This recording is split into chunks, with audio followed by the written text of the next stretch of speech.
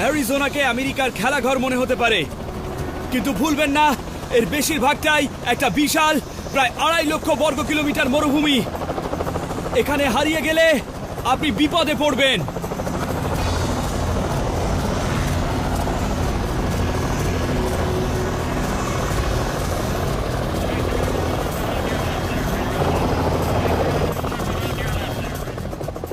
মার্কিন সামরিক বাহিনী হাজার হাজার অব্যবহৃত প্লেন এখানে এনে জড়ো করে।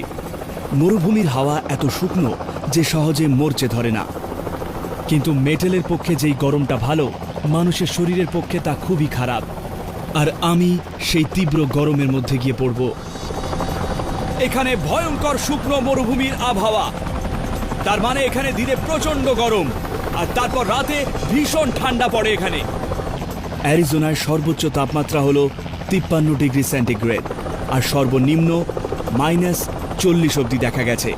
এখানে বাঁধা পথ ছেড়ে গেলে আপনাকে খুঁজে নাও পাওয়া যেতে পারে। এখানে প্রতি বছরই লোকে হারিয়ে যায় আর কয়েকশো মারাও যায়, তাই জায়গাটাকে হালকাভাবে নেবেন না। এই গনগনে মরুভূমি গরম হাওয়ার ঊর্ধ্বমুখী স্রোত তৈরি করে, আর আমি সেটা ব্যবহার করে নতুন কায়দায় নিচে নামতে পারি।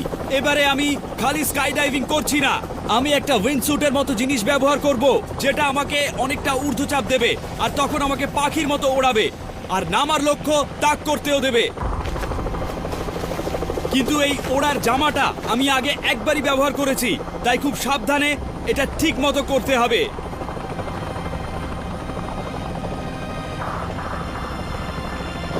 এই উইন্ডস্যুট পরে ঝাঁপ দিতে ভুল করলে পাখায় লাগার ভয় থাকে।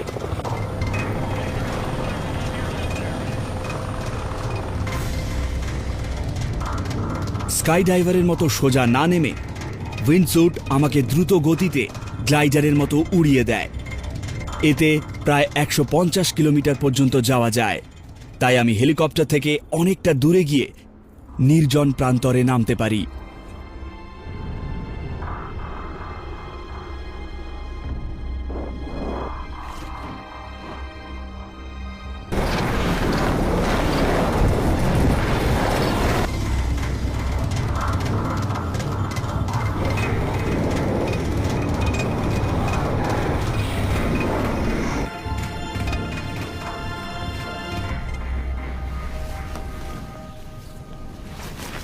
হাওয়ার মধ্যে এটাকেও সামনে রাখতে হবে।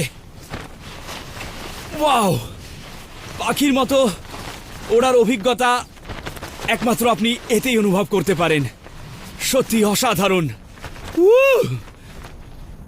কিন্তু বাপরে, এখানে নেমে খেয়াল হয় এখানকার গরমটা ঠিক যেন উনুনের মধ্যে এসে নামলাম, আর সেটা খুব শুকনো উনুন।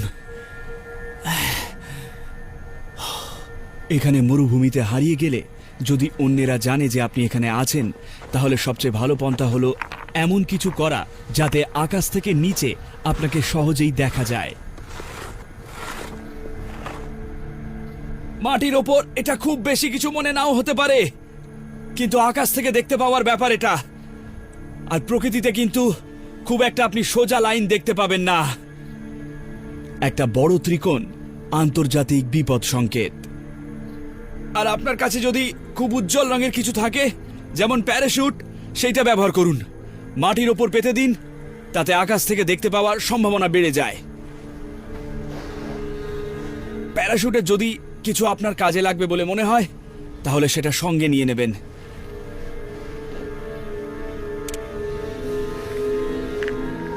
যদি এমন হয় যে কেউ আপনাকে খুঁজছে না, তাহলে জানবেন যে আপনাকে নিজেই এখান থেকে বেরোতে হবে, মানে সম্পূর্ণ নিজের চেষ্টায়।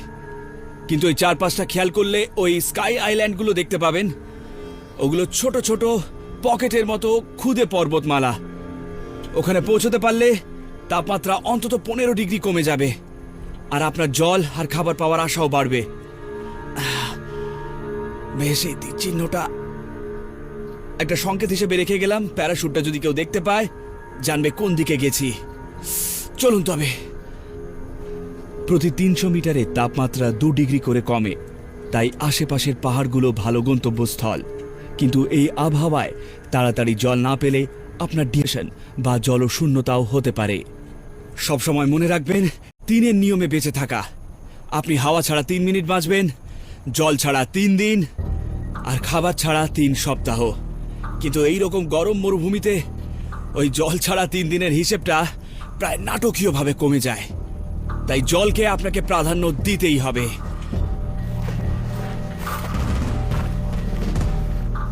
সবুজ মানেই যে জল তা কিন্তু নয়।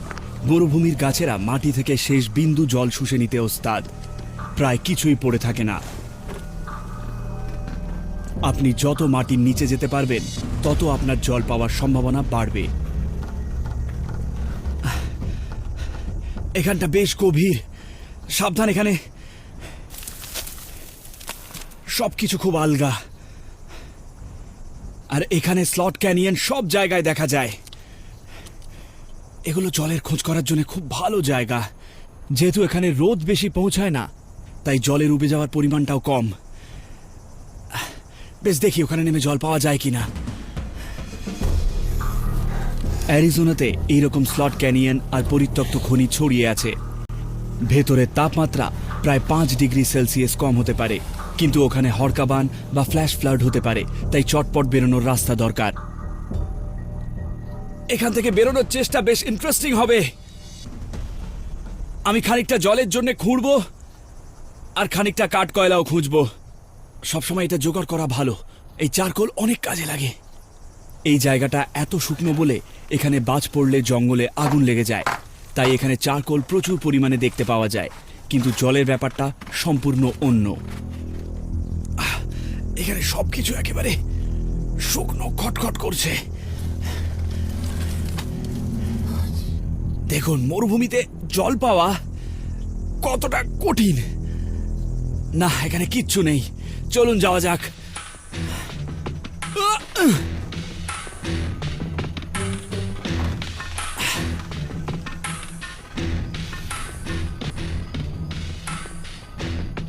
এইভাবে হাঁটাটা খুবই বিরক্তিকর।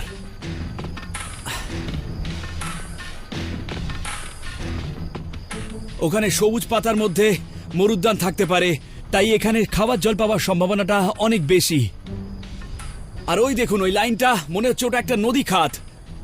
চলুন যাওয়া যাক ওখানে।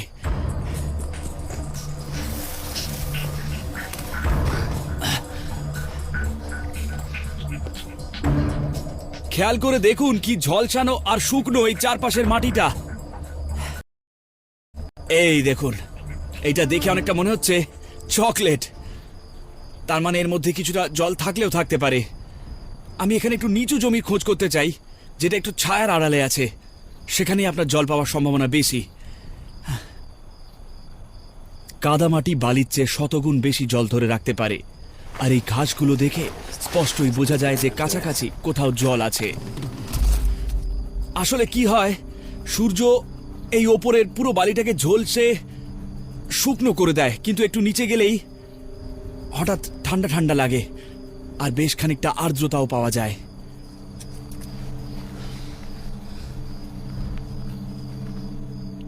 দেখুন কতটা ভিজে এটা। কিন্তু মুশকিল হলো এই জলটা বালি থেকে বার করা, যাতে আপনি খেতে পারেন।